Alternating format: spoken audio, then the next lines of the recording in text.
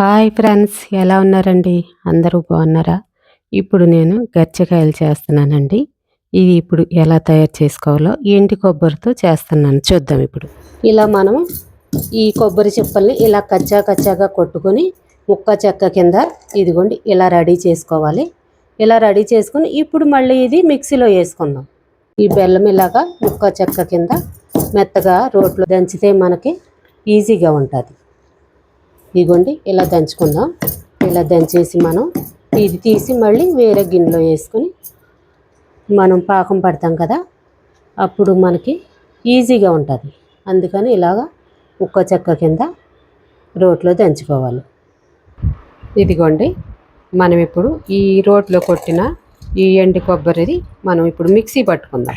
ఇప్పుడు మిక్సీ పడుతున్నానండి. ఇదిగోండి చక్కగా వచ్చేసింది. ఇప్పుడు మనం ఈ కొబ్బరి ఫ్రై చేసుకుందామండి. ఇదిగోండి మనం ఇప్పుడు మిక్సీ పట్టాం కదా, ఈ కొబ్బరి మనం ఫ్రై చేసుకుందాం.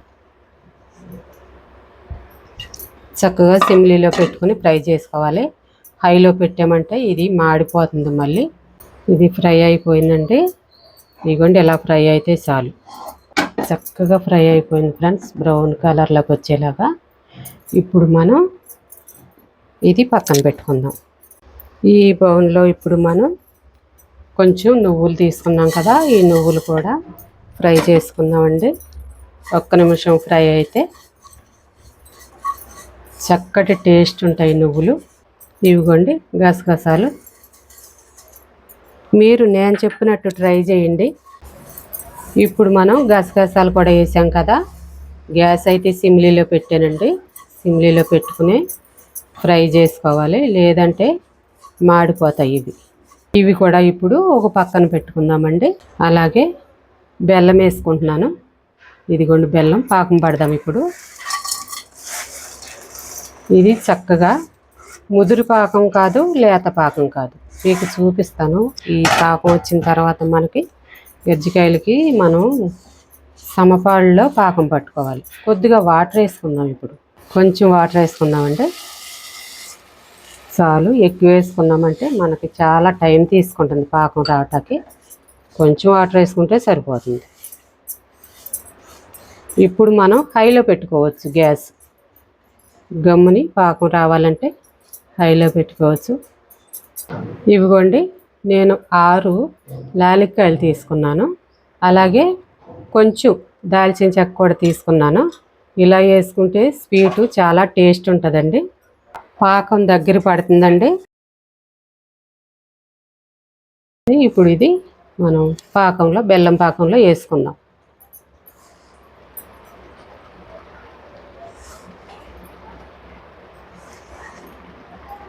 మనము 3 కొబ్బరికాయలు 6 చిప్పలు తీసుకున్నాము. దానికి మనం 3/4 కిలో బెల్లం తీసుకున్నాం. అంటే 1/2 కిలో కంటే ఎక్కువ తీసుకున్నాను. స్వీట్ ఎక్కువ ఉండాలి కదండి, 1/2 కిలో కంటే ఎక్కువ తీసుకోవాలి. అది తీసుకుంటే మనకి సరిపడా స్వీటు సరిపోతుంది.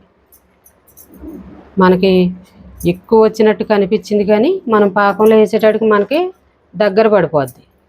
చూసారా, స్వీట్ ఎక్కువ ఉండాలి కాబట్టి నేను 3/4 కిలో బెల్లం వేసాను. 3 కొబ్బరికాయలు 6 చిప్పలు, పెద్దవే కాయలు. చక్కగా దగ్గరకు పడింది.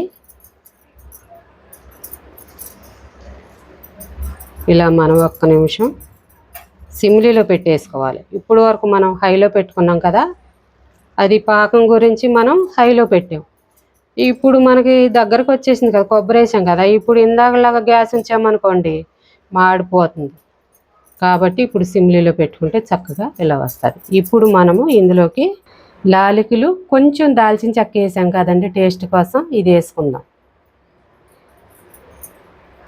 అలాగే మనం గసగసాలు నువ్వులు ఫ్రై చేసుకుని పెట్టుకున్నాం కదా, ఇవి కూడా వేసుకుందాం. ఇవి కూడా వేసుకుని ఒకసారి మనం కలిసేలాగా కలుపుకుందాం. ఇలా కలుపుకొని ఇప్పుడు మనం ఇదే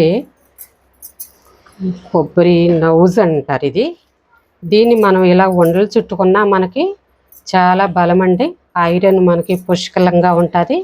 ఎందుకంటే మనం వాడేది తాటి బెల్లం, నువ్వులు, గసగసాలు, ఎండి కొబ్బరి అన్నీ కూడా ఐరన్ ఫుడ్ అండి. చాలా ఆరోగ్యానికి చాలా మంచిది. ఈ ఆవు నెయ్యి అండి ఇది.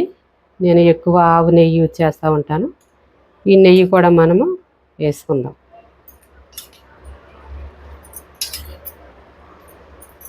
ఇప్పుడు మనం ఒకసారి కలుపుదాం. నెయ్యి కూడా కలిసేలా చాలా టేస్ట్ ఉంటుందండి. దగ్గరకు పడింది.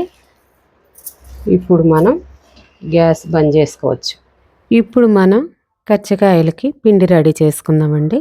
నేను ఇప్పుడు మైదా పిండి తీసుకుంటున్నాను. ఈ మైదా పిండి 3 కప్పులు తీసుకుంటున్నానండి. అలాగే పెద్ద స్పూన్తో 2 స్పూన్లు ఉప్మా రవ్వ వేసాను. అదేనండి చుచికి అంటారు, ఉప్మా రవ్వ అంటారు కదా. అది వేసుకుంటే చక్కగా క్రిస్పీగా ఉంటుంది. చాలా బాగుంటుందండి కజ్జికాయ. అందుకని అది 2 స్పూన్లు వేసాను. ఇప్పుడు మనం ఈ పిండిలో ఆయిల్ 2 స్పూన్లు, పెద్ద స్పూన్లు 2 స్పూన్లు వేడి చేసి వేసుకోవాలి. జాగ్రత్తగా కలుపుకోండి, కాలుతుంది ఆయిల్. ఆయిల్ వేసి కలిపేటప్పుడు ఊరికనే కాలుతుంది, అది వేడిగా ఉంటుంది కదా. ఇలా బాగా కలుపుకోవాలి. ఆ పిండి ఇలా ముద్ద వచ్చేలాగా మనం ఆయిల్ వేసి కలుపుకోవాలి. ఆ తర్వాత నెక్స్ట్ మనము కొంచెం వాటర్ వేసుకొని ఈ పిండి రెడీ చేసుకుందాం. ఎక్కువ జ్యూస్గా రావద్దు, గట్టిగానే ఉండాలి కొంచెం. ఇది మనం ఇలా కలిపి ఒక 5 నిమిషాలు బాగా కలపాలి. ఎందుకంటే మనం ఉప్మా రవ్వ వేసాం కదా, అది బాగా కలవాలి. అందుకని ఇలా బాగా కలుపుకొని ఒక 10 నిమిషాలు పక్కకు పెట్టుకుందాం. 10 నిమిషాలు పక్కకు పెట్టుకుంటే ఇదంతా చక్కగా నానుతుంది అనమాట. ఈ ఉప్మా రవ్వ కూడా బాగా నానుతుంది. ఇప్పుడు తీసి ఇంకొకసారి మనం ఇలాగా కలుపుకోవాలి పిండి. ఎందుకంటే ఇలా కలిపితేనే మనకి సాఫ్ట్గా ఉంటుంది చపాతీ. గజ్జికాయ కూడా చాలా బాగా గుల్లగా వస్తుంది అనమాట. చూసారా, ఈ రకంగా ఉంటే సరిపోతుంది. ఇప్పుడు మనం చిన్న నిమ్మకాయ అంత సైజు తీసుకుందాం. మనకి కావలసినంత, మనకి ఎంత కావాలి, ఏ సైజు కావాలి అలా తీసుకోండి మీరు. నేనైతే ఈ సైజు చేసుకుంటున్నాను. ఇవి బాగానే వస్తాయి, మీరు చూస్తారు కదా, పెద్దగానే ఉంటాయి. ఇదిగోండి, ఇప్పుడు చపాతీ ఇలా చేసుకుందాం. పిండి వేసుకోవాలి మనం మధ్యలో అలా పిండి వేసుకోవాలి. ఎక్కువ వేసేసుకోమాకండి, ఎందుకంటే ఆయిల్ ఖరాబ్ అవుతుంది, బ్లాక్ కలర్ వచ్చేస్తుందండి. ఈ పొడి ఎక్కువ వేసుకున్నామంటే కొంచెం వేసుకుని మనం చపాతీ చేసుకుందాం. ఇప్పుడు మనం ఈ చపాతీ కొంచెం పిండిలాగా ఉండాలి. చూసారు కదా, బాగా జారుగా ఉందంటే మనకి లోపల మిశ్రమం పెడతాం కదా, అదండి మనం ఇప్పుడు రెడీ చేసుకుని పక్కన పెట్టుకున్నాం కదా. అది బాగా పలసగా ఉందంటే ఈ చపాతీ పగిలిపోయి బయటకు వస్తుంది అనమాట. అందుకని మనం కొంచెం దలసరిగా ఉండాలి. అలాగని బాగా దలసరిగా ఉండొద్దు, బాగా పలసగా ఉండొద్దు. చూసుకుని చేసుకోండి చపాతీలు. ఇలాగా మనం రౌండ్గా చేసుకోవసరం లేదు. ఇది కొంచెం మీరు సీనియర్లు అయితే చేసుకోవచ్చులేండి రౌండ్. కానీ ఈ చపాతీ చేయటంలో సీనియారిటీ లేదండి నాకు, అందుకని అంత రౌండ్గా రాదు. ఇప్పుడు మనము 2 రకాలుగా నేను రెడీ చేసి పెట్టానండి నౌజు. మనం వెండి కొబ్బరితోటి చేసాం కదా, కొంతేమో పొడిలా చేశాను, కొంతేమో జ్యూసీలా చేశాను. ఇప్పుడు ఇది వేసిన తర్వాత చెయ్యి వాటర్లో తడుపుకొని మనం ఇది కొద్దిగా చెయ్యాలండి. చేసి ఇలా బ్రష్ చేసుకోవాలి. అలాగా ఎక్కడ కూడా హోల్ ఉందంటే మనకి లోపల పెట్టిన మిశ్రమం అంతా బయటకు వస్తుంది. ఇవి ఇలాగా బ్రష్ చేసుకోవాలి. కొంచెం చెమ్మ పెట్టాలన్నమాట. చెమ్మ పెడితే మనకి అలాగ హోల్ ఉండటం కానీ బయటికి లీక్ అవటం కానీ ఏముండదు. ఇదిగోండి, ఇది పొడి చూసారా, కొబ్బరి పొడి, గసగసాలు, నువ్వులు ఇవన్నీ వేసి రెడీ చేసాం కదండి. కొన్ని ఇలాగా చేశాను. ఇంకొకసారి చెప్తున్నాను, ఇవి నొక్కునేటప్పుడు మీరు చూసుకొని చెమ్మ పెట్టుకొని వాటర్ తడుపుకొని నొక్కాలండి. ఆయిల్ నేను తక్కువ వేసాను, ఎందుకంటే ఎక్కువ ఆయిల్ వేసామంటే అది మళ్ళీ 2-3 సార్లు యూజ్ చేసుకోవటానికి మంచిది కాదు. ఒక్కసారి యూజ్ చేయటం కంటే కష్టం అని చెప్తున్నారు కదా యూట్యూబ్లో. ఆయిల్ ఎక్కువ కాగిన ఆయిల్ మళ్ళీ వాడొద్దని చెప్తున్నారు కదండి. అందుకని తక్కువ వేసాను, ఎక్కువ లేక కాదు. ఇలా తక్కువ వేసుకుని మనం యూజ్ చేసుకుంటే ఒక్కసారితో మనం దీన్ని సేల్ చేసేయచ్చు ఆయిల్. లేదంటే మనకి 2, 3 సార్లు అలా ఎక్కువ సార్లు వాడొద్దని చెప్తున్నారు కదా! అందుకని తక్కువేశాను. చూసారా చక్కగా వస్తున్నాయి గుల్లగా. ఇది మైదా పిండితో చేసుకోండి. చేసుకుంటే ఇట్లా గుల్లగా చక్కగా చాలా టేస్టీగా ఉంటాయి. గ్యాస్ బాగా హైలో పెట్టొద్దు. అలా అని సిమ్‌లో పెట్టొద్దండి. మీడియం సైజులో పెట్టుకుంటే మనకు సరిపోతుంది. ఇప్పుడు ఇవి బాగా ఏగినవి. ఇవి కూడా తీసేసుకుందాం మనం. మా చిన్నోడిని వేడి వేడిగా టేస్ట్ చేయరా చాలా బాగుంటాయి చూడు తిను అంటుంటే, అబ్బే నాకొద్దు నాకు బయట నుంచి మిక్చర్ కావాలి అని అంటున్నాడు. బయట నుంచి తెచ్చిన మిక్చర్ అయితే కావాలి కానీ ఇంట్లో ఫ్రెష్‌గా చేసి పెట్టింది మాత్రం వద్దు. నచ్చదు ఆళ్ళకి. ఎందుకంటే బయట ఫుడ్‌కి అలవాటు పడితే పిల్లలు బయటివే కావాలంటారు.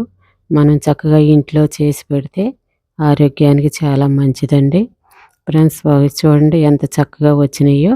ఇది పొడిపిండి పెట్టిన గజ్జికాయ. ఇప్పుడు మీకు తడిపిండి పెట్టింది చూపిస్తాను చూడండి. చక్కగా వచ్చింది. ఒక లైక్ చేయండి. సబ్స్క్రైబ్ చేసుకోండి. Thank you friends.